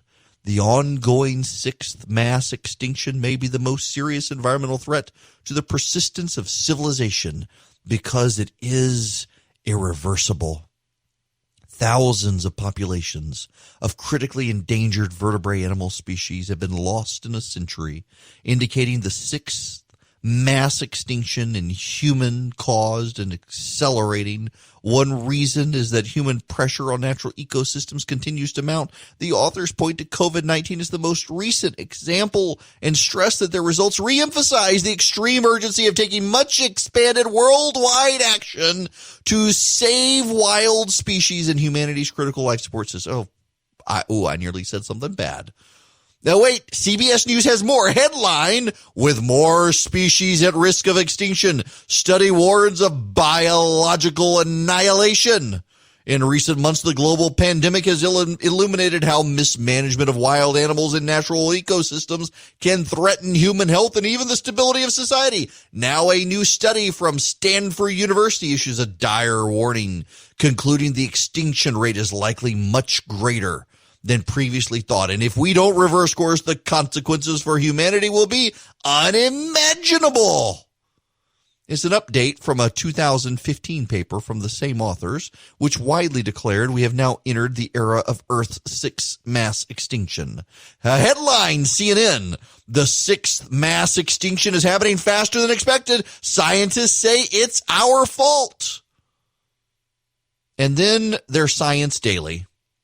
Headline: loss of land-based vertebrae is accelerating. Analysis of thousands of vertebrate species reveals that extinction rates are likely much faster than previously thought. The researchers call for immediate global action, such as a ban on the wildlife trade, to slow, not stop, but slow mass extinctions. Y'all, I gotta tell you, oh wait, hang on. It's Paul Ehrlich. It's Paul Ehrlich. Remember, Paul Ehrlich is also the guy who told us that we were all going to run out of oil and everything else. Kind of left that out of the major headlines, all of you media outlets, did you? You went right to the salacious of, we're all going to die. Paul Ehrlich is the guy, you will recall, who said that we were entering a period in the 1960s and 70s where we were all going to run out of oil and we were going to starve to death. Notice how none of the major news outlets covering this pointed out it was a Paul Ehrlich study. Paul Ehrlich was the man who argued that all of our commodities and whatnot were going to be amplified and outrageously priced, and someone bet him that the cost of, for example, iron ore would actually be less with inflation in the 2000s than it was in the 1960s. And that guy turned out to be right, and Ehrlich lost the bet. Ehrlich wrote the book, The Population Bomb. In the 1970s, hundreds of millions of people will starve to death in spite of any crash programs embarked upon now, he wrote. Among the solutions he suggested in the book was population control, including various forms of coercion, such as eliminating tax benefits for having additional children to be used if voluntary methods were to fail. Ehrlich was criticized. Ronald Bailey termed him an irrepressible doomster. Ehrlich acknowledged some of what he predicted had not occurred, but he has stood by his predictions the whole way through. Wow. Here it is. Julian Simon, a cornucopian economist, argued that overpopulation is not a problem as such and that humanity will adapt to changing conditions. Simon argued that eventually human creativity will improve living standards and that most resources were replaced.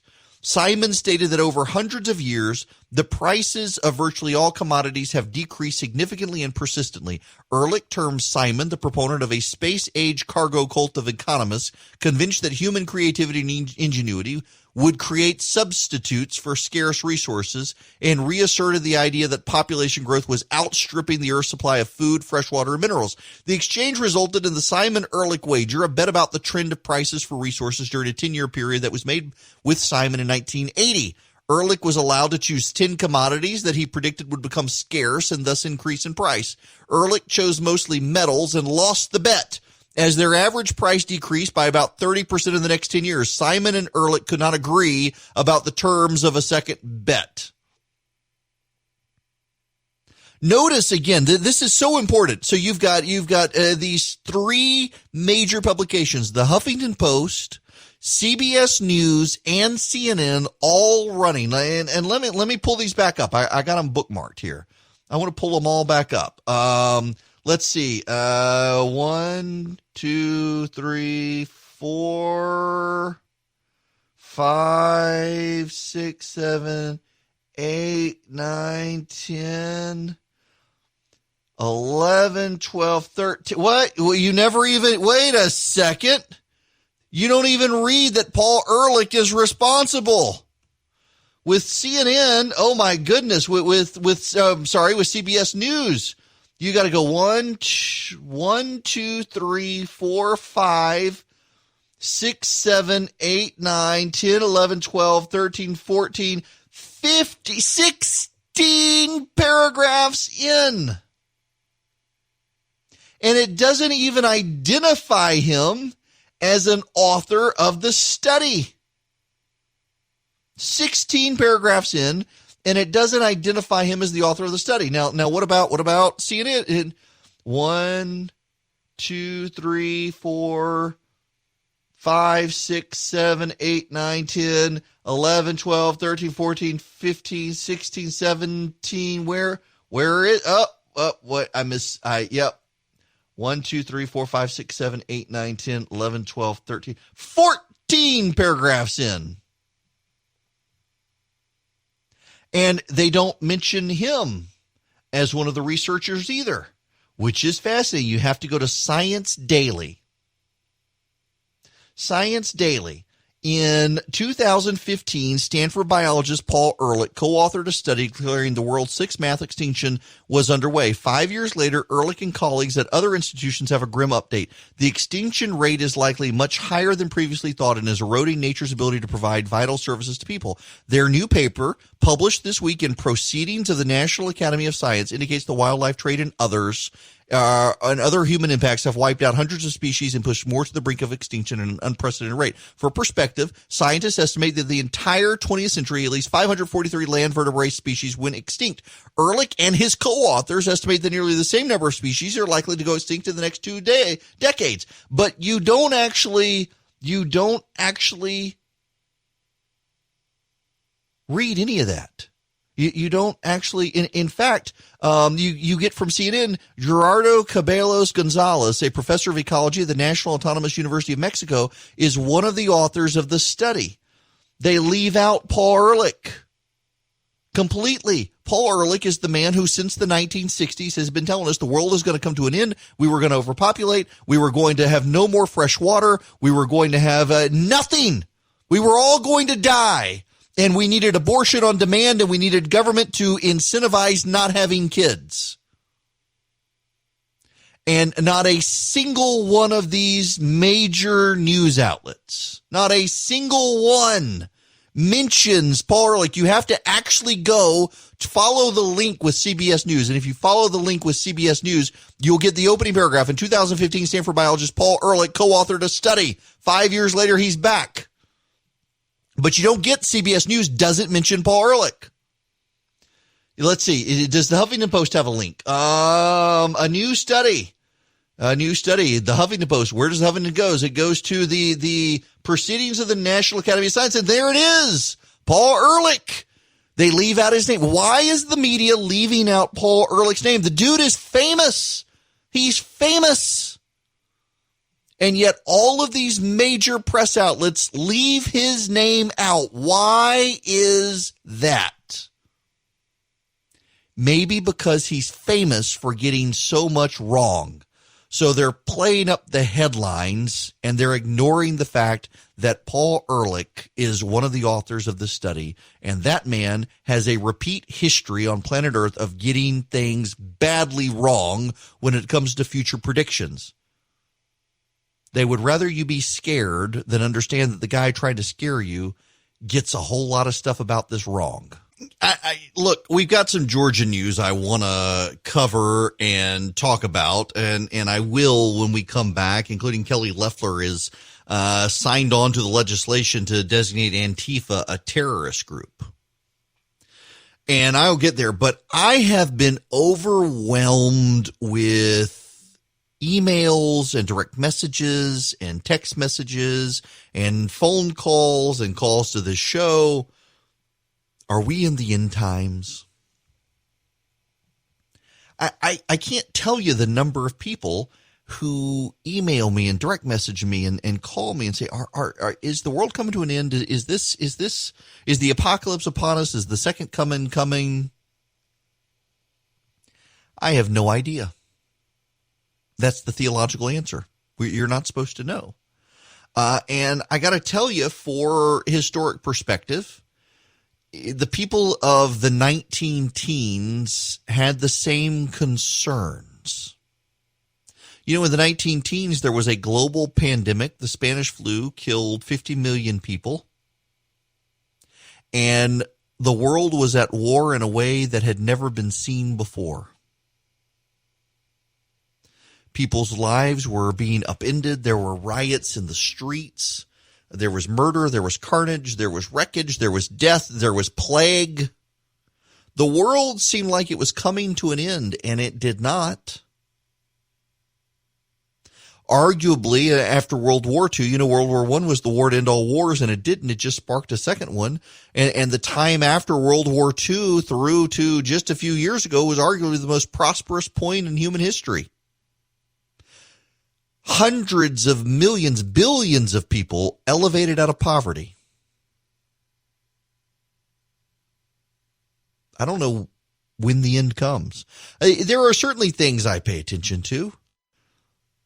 Here within a just slightly more than a century, we're yet in another great global pandemic. We're at a time where the world seems like it's teetering into chaos, and you've got great secular agents hostile to Christianity like China and frankly progressivism in the United States and the Western world, all battling it out, persecuting Christians increasingly the most persecuted religious group on the planet. And yet the gospel spreads. There are now estimated to be more Christians in China than in the United States, more practicing committed Christians in China than the United States. Christianity is the most rapidly growing religion in Iran. There just seems to be something in the water, and I get it. You've got war and rumors of war. You've got volcanoes and earthquakes you never paid attention to before, random earthquakes in places you didn't even know there were fault lines, birth pangs of something. You've got people at each other's throat. You've got a church, frankly, in retreat. I almost view this as a refining moment. Because let's just be honest here, there are a lot of people who call themselves Christian and have not darkened the door of a church in a while or opened their Bible.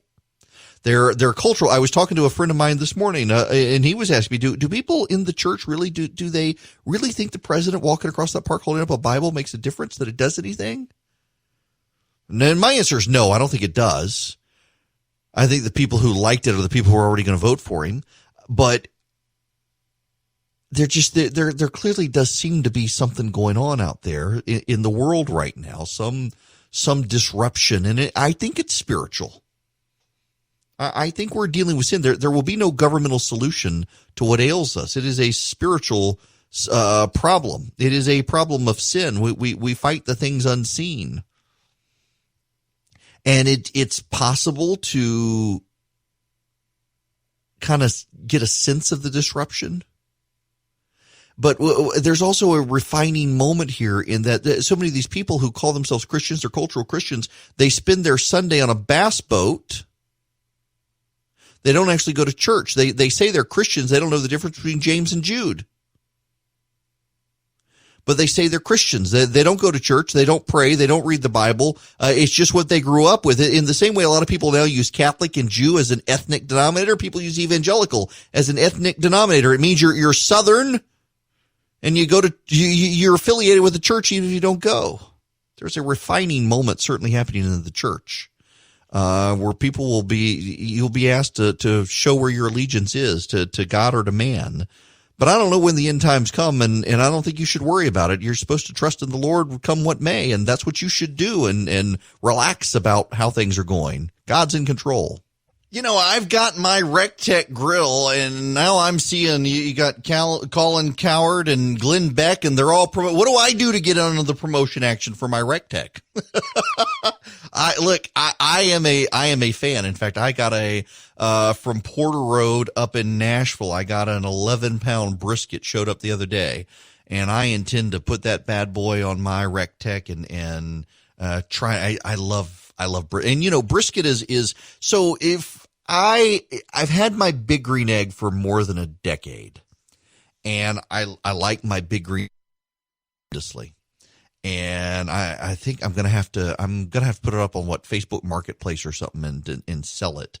'Cause I like it, but I didn't want to spend the money on a massive new Big Green Egg to hold more meat. I wanted to be able to do 2 Boston butts at once instead of once, or a Boston butt and something else at the same time, and just can't. I've got the large Big Green Egg. And the last time I got a giant brisket, a buddy of mine actually, as a thank you for doing him a favor, sent me a Wagyu brisket, and it was like 13 pounds. It was giant. I had to fold it up to put it on the Big Green Egg. And that was really the moment I started thinking, okay, it's time for me to get a different smoker. And so I did a lot. I spent a year looking at pellet smokers because, you know, I finally got to the point. I've mastered the Big Green Egg. I've done brisket. I've done pork. I've done chickens. I've done turkeys. And I don't use it as a grill. I've got a very fancy professional grill that I use for grilling stuff. So I just use the smoker and wanted more capacity.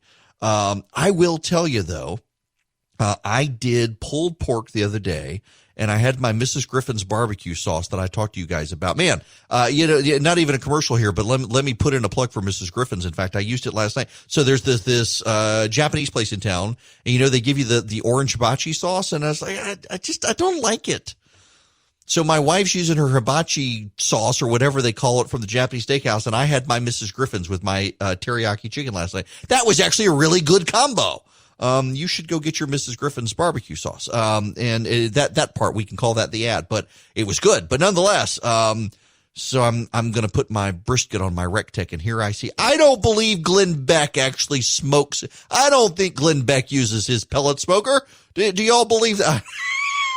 I'm going to send him an email and tease him. I want in on the RecTech action. Nonetheless, I didn't mean to spend that much time on it. There is local news. We should get to the local news. I have mentioned this before. The issue is accelerating, and it is a terrible, terrible strategy. The Speaker of the House in Georgia, David Ralston, he wants hate crimes legislation. He is downright insistent on hate crimes legislation. David Ralston believes that we need to get it fired up quick and that there should be no dissent and we should just rush it through. This is from Maya Prabhu at the AJC. The effort to pass a Georgia hate crimes bill got another push from one of the state's top political leaders this weekend after civil unrest broke out in Atlanta and other cities across the nation following the death of George Floyd at the hands of Minneapolis police officers. Georgia House Speaker David Ralston, who was already pressing the state Senate to approve legislation that cleared his chamber last year, said Saturday he is more committed to hate crimes law than ever following Floyd's death.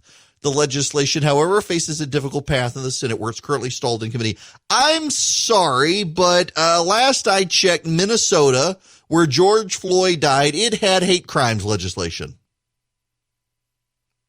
How would hate crimes legislation have stopped the rioting in Minnesota when they've already got it? Will Georgia's have some sort of provision saying, thou shalt not riot?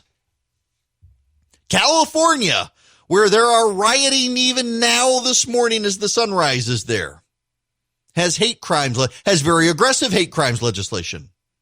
How would hate crimes legislation have done anything? This is never let a crisis go to waste nonsense from the Speaker of the House, David Ralston. Why is it that progressive legislation needs to be passed in Georgia?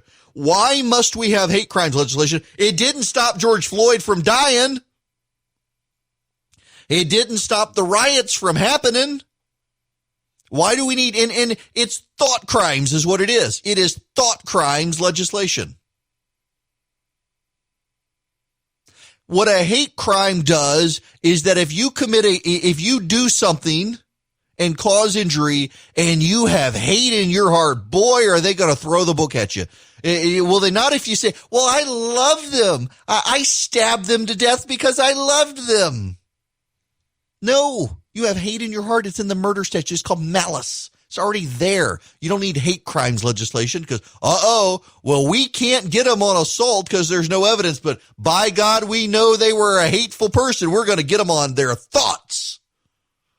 I am philosophically opposed to hate crimes legislation, and this is ridiculous to say that George Floyd's death should cause us to pass hate crimes legislation when George Floyd's state had hate crimes legislation on the books. George Floyd is not alive because Minnesota had hate crimes legislation. George Floyd died because the police officer should have been disciplined multiple times before and did not get disciplined. I am philosophically opposed to this, and it is sick in my mind to take George Floyd's death or Ahmaud Arbery's death and say, if only we had hate crimes legislation, this would have never happened. I'm sorry, but George Floyd died in a state with hate crimes. And I'm sorry, but Ahmaud Arbery was murdered, and there actually is malice in murder. It goes to your state of mind with murder. I'm just, no, this is bad. We should not, liberal hate crimes, it is a progressive idea.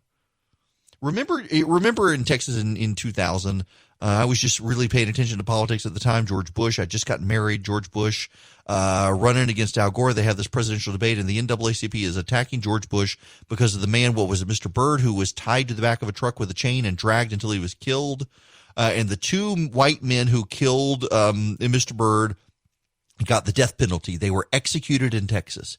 And George W. Bush is attacked by the NAACP and said if only Texas had hate crimes legislation, this would have been prevented.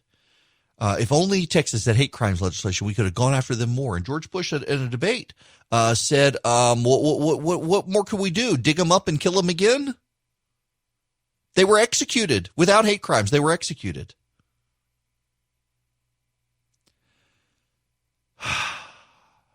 It is a progressive agenda, thought crimes. It is part of secularism. It is, it is a religious aspect of secularism that you need to punish people's thoughts because there's no God in secularism. And so you must stand before the mob of the state and be punished for your thoughts because you can't be held accountable for the hate in your heart to God. You got to be held accountable with the hate in your heart to man. And I'm philosophically opposed to it. I've got friends of mine who vehemently disagree with me, and I vehemently disagree with them. I do not think the state should be in the habit of punishing people for their thoughts. However detestable their thoughts are, they should not be punished for their thoughts. And what I find remarkable is that the Speaker of the House is the leading opponent in the state of Georgia to the Religious Freedom Restoration Act, to RFRA. And what RFRA does is it protects people of faith from law, from the government abusing their religion. It is the Religious Freedom Restoration Act that protected the nuns with Little Sisters of the Poor. It is the Religious Freedom Restoration Act that protected Hobby Lobby and Conestoga Wagon from the Obama administration trying to force them to perform abortions.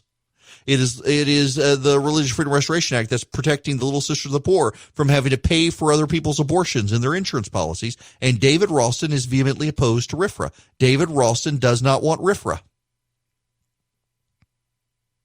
Why is it that David Ralston, the Republican Speaker of the House, wants to advance progressive liberal agenda items and not conservative policy? Why is it that David Ralston wants to advance hate crimes legislation and not religious liberty legislation? What does David Ralston have against people of faith? Is there hate in his heart? Should, if we pass hate crimes legislation, can we charge him with the crime of having hate in his heart against religious people for blocking RFRA? No, of course you can't do that, but why not? Is it hate in his heart? I guess. Oh, no, I love Jesus. I go to my church every day. I do declare. I love me some Jesus. I just want those religious people to be punished by the state if they refuse to do what the state wants, because I love the state more. I mean, that's David Ralston. He loves the power of the state much more than he loves the power of Christ. It's just, why is it that why must Republicans in the state of Georgia always cave to the left? Why must Republicans in Georgia always sell out their values to a left-wing? Oh, Hollywood and the Chamber of Commerce, they want hate crimes legislation. They don't want RFRA. We got to give it to them. Why? That is a question no one seems able to answer. Why? Why must we sell out to Hollywood and the Chamber when it comes to hate crimes legislation? Because, the Metro Chamber and the Georgia Chamber, it's so rare for the Georgia Chamber, the Metro Chamber to come out together and say they want something. And they've come out, they said they want it. We've got to have this. They also oppose RFRA. So we can't give that. Well, why must Republicans be whores to the Chamber of Commerce? Why can't conservatives get anything in the deal? I've told friends of mine in the state Senate, if you're going to cave on hate crimes, give us RFRA and say it's all or nothing. Don't let the speaker pull it back out when he gets to the House. Don't let him do that. You hold your ground. You either give us hate crimes with RFRA or you give us nothing. And by the way, if you know your state legislator, you should be taking that position. You fundamentally need to be taking that position. That if you're gonna cave on hate crimes, you give us RFRA with it. You attach it. You amend the hate crimes legislation and you put RFRA in with it. You give us religious freedom protection if you're going to give us thought crimes. Because then at least you can protect the religious people from when the thought crimes people come after you for having religious views. Will they do it? I mean, this is why having Jeff Duncan as the leader in the Senate is a good thing, because he's not up for election. And you see what they're doing is they're going to wait for the legislature to come back until after the primaries. So all these people in the Senate can go out and say, oh, yeah, I oppose hate crimes. I oppose hate crimes. I'm not going to support it. And then the election's going to be over. And they're going to go cave and support hate crimes legislation. And then they're going to say, well, what do you want? Do you want to put the Democrats in charge? You can't put the Democrats in charge. We got redistricting next year. That's what they're going to do. They're going to sell you out after the election. That's why they are waiting until after the primary to go back to Atlanta. They don't want to have to take a tough position. So you need to hold your ground now. You need to put the fear of God in your state senator right now. Do not cave on this. You need to tell your state senator, do not cave. And frankly, you should sign up for our activist list. If you text the word Army to 33777, I'll put you on our activist list. And I'll send you emails and text messages, and I will make it easy for you to call your state senator. I'll make it easy for you to email your state senator. I'll make it easy for you to reach out to them and say, don't you do this. Don't listen to the speaker. And if you're going to compromise on this, you compromise with RFRA. Make it all or nothing. You give us religious liberty protection if you're going to give us hate crimes. But preferably don't give us hate crimes. You got to take a stand because they're not. Look, y'all, they have designed this intentionally. I see it coming. They have designed it so that they will not have to come back and hear you because it'll be after the election. They will not be scared of you. And that's why these primaries matter. That's why you need to support Michael Caldwell for the state Senate. You need to support Philip Singleton for the state House. You need to support Jason Enavatarte for the state Senate. And you need to support Chuck Payne for the state Senate. That's why these people matter. And that's why you need to keep putting people in the state House who will oppose the speaker. Because the speaker's working with the Democrats on hate crimes legislation. That's not a conservative position. It's not a Republican position. And it would not have stopped George Floyd from dying because Minnesota already had hate crimes legislation. For him to drag out hate crimes and say, in light of George Floyd, we got to do this, it didn't keep him alive. It's just pathetic to capitalize on tragedy to advance a left-wing cause. That's what progressives do. That's what our speaker does. That should tell you something. I just got the good news. Scans are stable. Thank you. Thank you for the prayers. We'll do it all over again in 3 months. It is this bizarre thing with metronomic regularity where every 3 months my wife's got to go get these scans. And like I was mentioning earlier, so she's got it's a genetic form of lung cancer. There's no cure for it. But this medicine can keep the tumor stable. It's very interesting. I was actually listening to the news this weekend, and in the newscast, they were talking about, while everyone's so focused on the vaccine for COVID-19, there's actually been amazing medical advances in cancer, pharmaceutical cancer research. And one of the pills is called Tagrisso, and that's what my wife takes. And it's for this genetic lung cancer that she has that keeps the tumors from growing. And typically it works for 2 years. In some people, it works up to 6 years. She is almost to 4. She'll be at 4 years in October, and it's continuing to work. And there are some people who see it even longer than that, work longer than 6 years. And 6 years is basically about the longest that the trials have gone because the medicine's only been out as a clinical trial for 6 years. So she's been in the clinical trial. Well, not the clinical trial per se, because we knew she wasn't getting the placebo. We knew she was actually getting the medicine. But we do this every 3 months. And, we've gotten to the point, it's kind of funny the way the mind works. So we've gotten to this point where we don't actually, we don't really build, well, okay, I lie. I'm lying. My wife handles it well now. She gets antsy about the day before, and part of that is because she's not having symptoms of anything, and she keeps having the side effects for the medicine. And as long as you have the side effects for the medicine, you're doing okay. And she does, and so she's not worried, and she starts to get a little frazzled the day before, and she's got to go to the hospital, and we got a pandemic going on, and she's got to get her blood drawn, and she's got to get a CT scan, and she's got to sit and wait for them to read the results, and she's got to go to the doctor who tells her whether or not the cancer's growing or not. And if it's growing, there's really, with this cancer, there's nothing we can do. So it's either it's stable or it's bad news. There really isn't an in-between. And she does really good, and I don't. I was talking to a reporter this morning who, he's not Christian. And he doesn't understand evangelicals and their support of the president, particularly when the president, it doesn't behave like a believer. And just full disclosure, I don't actually think that the president is.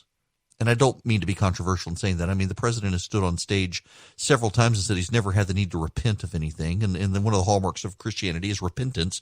Repent and believe. Repent and be saved. And repent and be baptized. And he hasn't. He hasn't repented of anything in his own words. which I think as just kind of the basic foundations for faith kind of puts him outside. But nonetheless, he's in the choice between the Democrats or the president. The president's the one who's not out to get Christians. So a lot of evangelicals will support him. And I was trying to explain this to this friend of mine who's not a Christian, who's you would all know him, national prominent news person. And he was just kind of expressing his befuddlement with it. And I said, listen, there are a lot of people who they're looking for earthly salvation. They're looking for an earthly savior to protect them from what they perceive as earthly problems, the left, when it's really a spiritual problem. And instead of looking to the Lord to save them, they're looking to Donald Trump to save them at an earthly level. And in their heart, they rationalize, well, I got Jesus for the spiritual stuff, but I need Donald Trump for the political stuff, as opposed to just trust in Jesus. You don't necessarily need it. And I was trying to explain it to him, but y'all, I got to tell you, in the back of my mind, and it just is a minor moment of confession here, man. It is days like this where I know just trust God. God's sovereign. He's in control. But please, God, can I just get stable scans? Can we have another quarter? And now we'll go to the next quarter, and we'll be fine for 2.5 months. And then we'll get up in the couple of weeks in the run up to the next scans, and we'll be nervous again and start to fret again and worry again and pace again and wonder again. And you sometimes it's hard. I get it. Listen, I'm living that life. I know it's hard. A guy sent me a note last night, and he said, my wife and I were about to have twins. Can you say something that I can use to reassure my wife that everything's going to be okay? She believes in God. She trusts in his sovereignty, but she's nervous about the future of the country. And I said, honestly, I'm not really I'm not really an optimist. I'm more of a pessimist. But I can tell you this: the country is temporary. The church is forever. Mark Dever said that the other day, and man, I love that. The country, no matter which country it is, the country is temporary. The church is permanent. So where do you put your faith? Where do you put your trust? Where do you put your hope? There are a great many people out there who try to put their hope in this ideal of America, but man, so many of us could actually put more of our hope in the church. And frankly, I think if we're to seek the welfare of the city in which we're in exile, and there we'll find our welfare, we could do a lot more to put our trust in our local community and local leaders and local officials and local nonprofits than fixating on Washington, D.C. as the savior of all our problems, because Washington is not going to save us. It's just another place full of sinners.